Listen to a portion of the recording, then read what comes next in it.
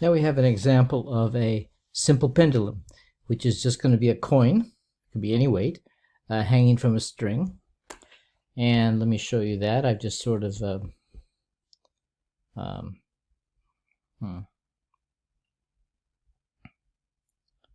okay, how do I switch? Okay, I don't see how I am going to switch to the camcorder. Okay, so we won't use the camcorder. I think it's because I started up before I turned it on. So in any case, but you can see it here. There it is. I put some paper behind it so that you could see it against the darker background. So here, this is the equilibrium for the simple pendulum. And I just displaced it from equilibrium and let it go. And that is a simple pendulum. Okay. And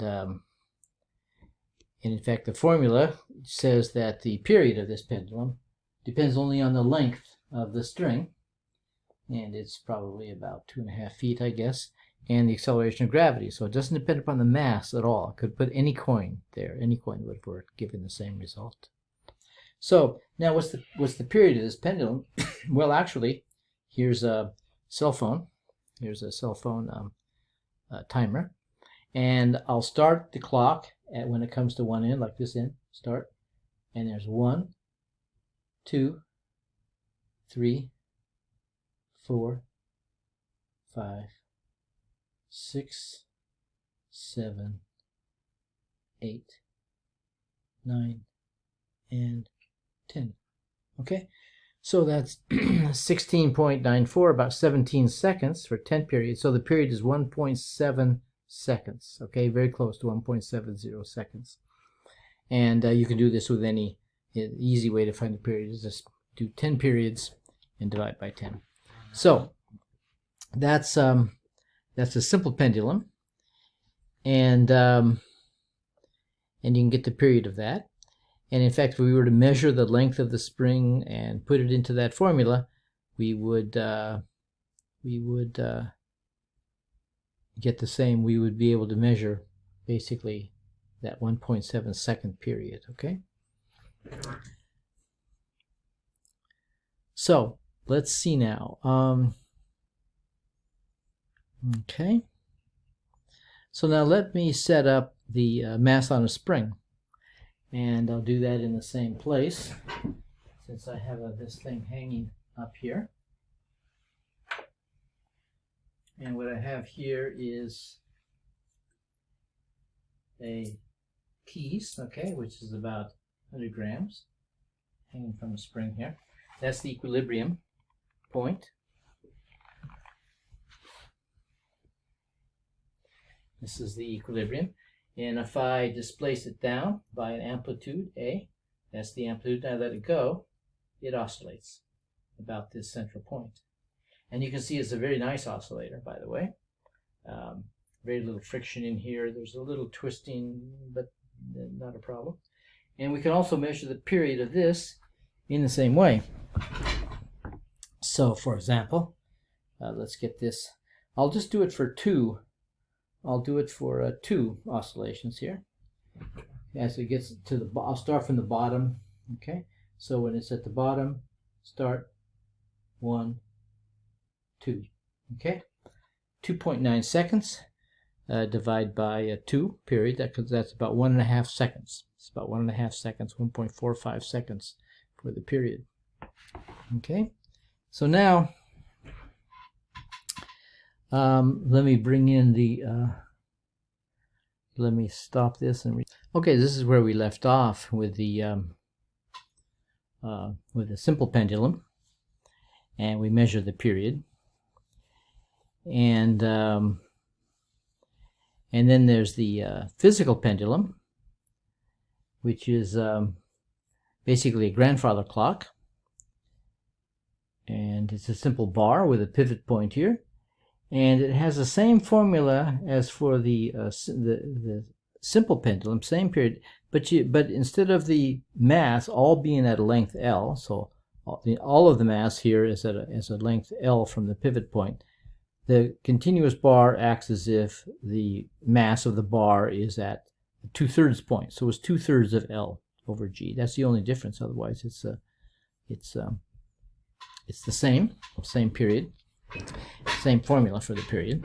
And then also you notice that the grandfather clock has a small adjustment. You can slightly adjust the value of L by slightly adjusting a mass on the end here. So you can tune the grandfather clock to give you the correct time over a 24-hour period. So in fact, this is an example of that. Now, if you have a grandfather clock, shall we say a physical pendulum, like a grandfather clock, but a very massive weight at the end, then it acts just like a simple pendulum again, because basically the mass of this bar doesn't count for very much. Most of the mass is here, so it acts like a simple pendulum again, and it's just the length of the bar L over G, and the square root of that. Now, here's a restoring force oscillator, so-called torsional pendulum. This is something that you probably can't make it at home, but this is the hacksaw blade. Conveniently, it has 2 holes in the end, and you hang 2 masses, equal masses from that. And then from the center, you hang it from a spring, and the spring then is attached to a crossbar here. So this is a little bit too much to do at home, but this makes an excellent torsional pendulum. And the way you start it up, the way you displace it from equilibrium to start with, is you wind it up. You may give it 10 winds up. Wind it up by 10 turns, let it go, it unwinds. And then when it back winds 10 turns in the other direction, it slows down and stops, and it winds back again in the first direction. So this is a very long-term clock, and it's very efficient. There's a very little energy loss here, so this clock goes for a long time. And so it has a there's a period also, and the period is still the period T is still on the next page. There's kind of a drawing of this thing, a figure of it. Is 2 pi times the square root of a couple of things. In the numerator, it's called the moment of inertia. It's like the mass, and the denominator is like the force term, which comes from the winding torque of the spring. And so there's the formulas down here. Don't worry about that. But basically, this is called a torsional pendulum, and it works fine too. Here's an example on the next. Here's an example of somebody made this torsional pendulum in the lab, and you can see it's an aluminum bar. In the middle, it's held up by a rubber band, and there are 2 1-kilogram masses taped to each end. Again, you can wind this up. Okay, it's a torsional pendulum. Now, this is something we've seen before. This is the mass on a spring. We use the extension of the spring is a measure of the mass, and we measure mass this way, but it's also an oscillator, because if you take this mass on a spring and you displace it from equilibrium by an amplitude A, it will oscillate. And here's the formula for the oscillation. So first off, let's set it into motion. Here's the spring, and here's the mass, just some keys. I'll displace it from equilibrium, and there it goes. That's a mass on a spring oscillator. Now, what's different about this oscillator is that the period, capital T, depends on the mass. It actually depends on the mass.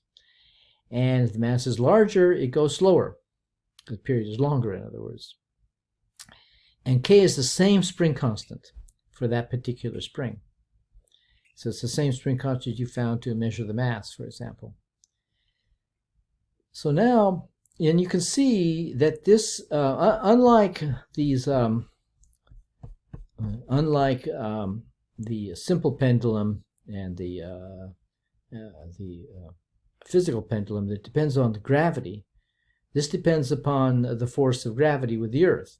But here, the period depends only on the mass and the spring. It doesn't have anything to do with gravity. So if you were to make this oscillator on the moon, where gravity has a different value, you'd get the same result, because it doesn't depend upon gravity.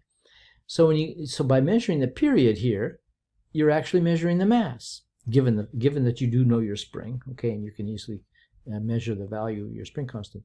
So this is a way of measuring a mass that has nothing to do with gravity. So it's not gravitational mass anymore. It's what's called inertial mass.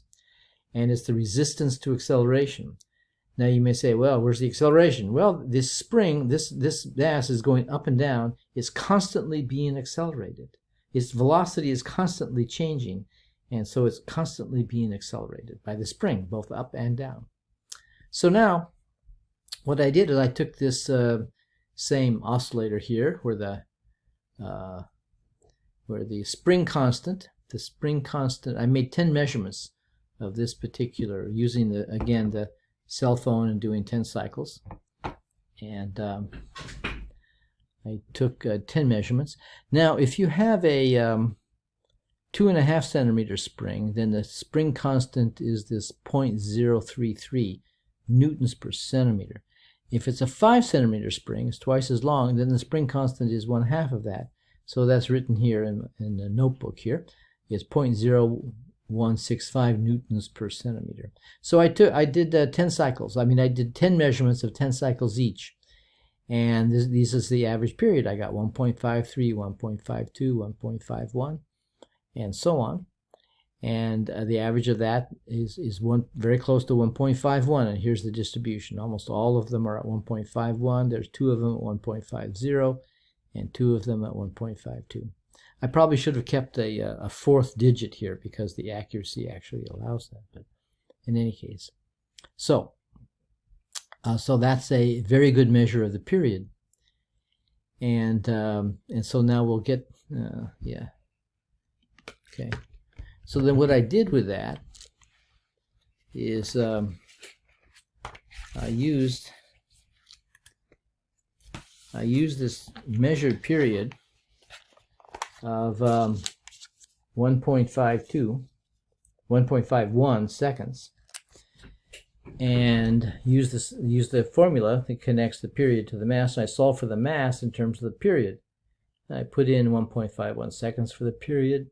There's 2 pi here, and the spring constant is here. And the mass came out to be 95.3 grams. Okay? That's the 0.095 kilograms. So here's the mass. And then I used Newton's formula for gravitation that tells you what the force is between this mass and the Earth. And I solved for the mass of the Earth in terms of the force on this mass on the surface of the Earth and the radius of the Earth and g. And I plugged in all the numbers, and I got the mass of the Earth is 6.14 times 10 to the power 24 kilograms. That's a number like 6 with 24 zeros on it. So it's a huge number because the Earth is huge. Okay, the exact and this number came directly from having measured this period of this oscillator, of this mass oscillating on a spring. And so now the exact answer for the Earth's mass is like 5.97 times 10 to the 24th. That's like 6 10 to the 24, and this is 6.14, so it's pretty close. Okay. So that's a pretty good clock. There's another restoring force oscillator. It's just, for example, again, it can be a hacksaw blade. You put a weight on it, displace it from equilibrium. You tape one end down to a lab table, and then you displace it, and it oscillates. So the picture is here on the left here. It oscillates up and down like this. It has a period. It has the same formula, square root of a mass and some spring constant. Now for this hacksaw blade, the spring constant needs it's the same idea, but you need to actually somehow calculate it. You apply a force mg, you get a deflection x, and mg has to equal kx. So you can get an effective k from that. So you can do that, of course, with a metal strip, or with your metal ruler, or with a meter stick, which is in the upper right-hand corner here, photograph. So those are also restoring force oscillators. So now, okay, geez, where did I leave off? Oh, I'm still, thank you very much. I'm still recording. Okay. I think maybe I get used to this by now. Okay, so, so here we are. So what to do? Well, I would suggest you build 2 or 3 clocks.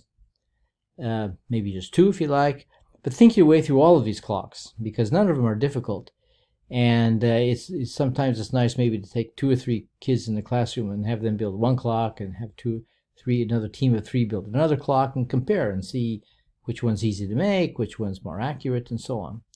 So, for example, a sundial outside, you can just put a it's better to have something like a flagpole or some tether pole, some stick in the ground, shall we say. And you can mark out the shadow every 15 minutes, put big markers at the hour marks, and then the next day it's a clock for you. Okay, the sun goes by again, you can see where the shadow is, and you can tell what time it is just by looking at the sundial. You can also then, over a period of time, check the accuracy over weeks. As weeks pass by, you go to the playground, you read out what the time is from the sundial, then you go in and check the wall clock in the classroom and see how close you are. It's also how long, for example, any oscillator clock will slow down a little bit, of course, due to friction and air resistance and so on. So the question, how long will a clock go?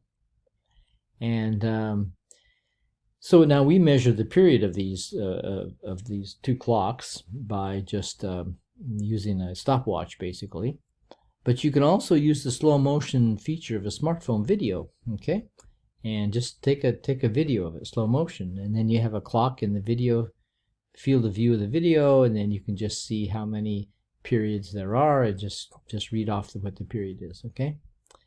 And then also, if you want to, make a histogram to get a good average of many, and so on. So that's a way to make clocks, okay? And you may have other clever ideas too, or kids that come up with ideas, but those are easy clocks. Now, having measured a distance and a time, you can measure velocity. Now, velocity is how far something moves in a certain length of time. So if you walk 5 feet in 2 seconds, then your velocity of 5 feet over 2 seconds is 2.5 feet per second. That's what that means. So the velocity of 2.5 meters, 2.5 meters per second, 2.5 feet per second means in 2 seconds you travel 5 feet. Okay. Now you can do children walking or running in the playground and measure their velocities. That's what a foot race is, by the way. You measure the elapsed time over a certain distance. And okay. Now velocity and speed are the same thing. Velocity, well, they're not the same. Velocity is speed in a specific direction. It has both. It has a direction and it has a speed to it. Now, if you're going in one direction anyway, then speed and velocity are just the same. So you can use the interchangeably there. Okay. So you can measure walking velocities. You can what's the velocity walking across the playground, and I guess also I said it's a smartphone. Would enable you to, for example, for the oscillator, the mass on a spring oscillator, a smartphone slow motion video would be very nice, because now it travels the maximum velocity in the middle when it's passing through its equilibrium point, and then the velocity goes to 0 at the 2 endpoints because it's traveling outbound, and then it has to slow down and come to 0 velocity before it starts its inbound swing. So the velocity goes to 0 at the ends, but it's a maximum in the middle. So now actually I want to stop with this, is that Galileo tried to measure the velocity of light, and he concluded it was too fast to measure, which is a correct measurement. It's too fast to measure for him. And the way he did it is he had an assistant, and they each had a lantern. So he did this at night. And he asked his assistant to climb up a mountain some distance away, maybe 1 kilometer away, and at an appointed time, Galileo would raise his lantern up, and then his assistant, when he saw the lantern go up, he would, as quickly as he could, he would raise his lantern up. And Galileo saw this, of course, in the distance, his lantern moving up, and it moved up just as fast, just as soon as it could, given the reaction time of the assistant of Galileo and his assistant. And so he concluded it's too fast to measure. Can't measure it this way. This is apropos of something that in a regular class I tried to ask students to think of ways to measure the velocity of sound. Now, sound travels, as you know, 1,000 feet per second. So a mile is about 5,000 feet. So sound takes 5 seconds to travel a mile. And you know that from lightning, right? You get the lightning flash comes right away, but the thunder comes at a slower velocity at 1,000 feet per second. So if the lightning flash and the thunder come within, for example, 1 second apart, that means the thunderbolt was 1,000 feet away from you. That's what that means. Okay. Now, so the velocity of sound is actually, I didn't put it in here because I tried to do it with my cell phone, but I couldn't find an easy way to do it. You need a little bit more than a cell phone, smartphone, I should say, to do that. Okay, thank you. This is all I've got to say about velocity. Measuring velocity and also measuring time. So I'll see you tomorrow at 3:20 p.m. And it's a Zoom session, and the Zoom link is the same. The Zoom link will be the same link every Monday, 3:20. Okay, thank you.